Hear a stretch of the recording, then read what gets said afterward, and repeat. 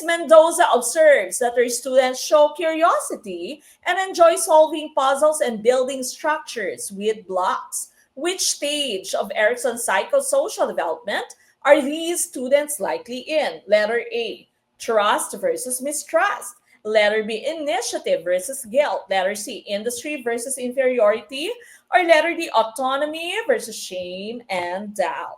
Of course, tumpak ulit ang taong bayan. Initiative versus guilt po ito. Okay? So here are the different levels. No? Sabi dito, no? Solving puzzles. They are curious. They build blocks. No? Building blocks po sila.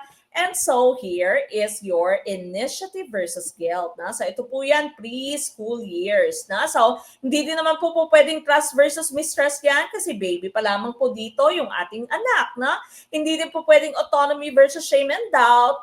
Ito po medyo younger pa yung ating mga junakis dito. Na? So hindi din pwedeng industry versus inferiority. This is older than your preschool years. No? So here, medyo pa-questions na sila na assignments na, classwork na yung kanila pong ginagawa. Okay, Plants versus Zombies. Alright?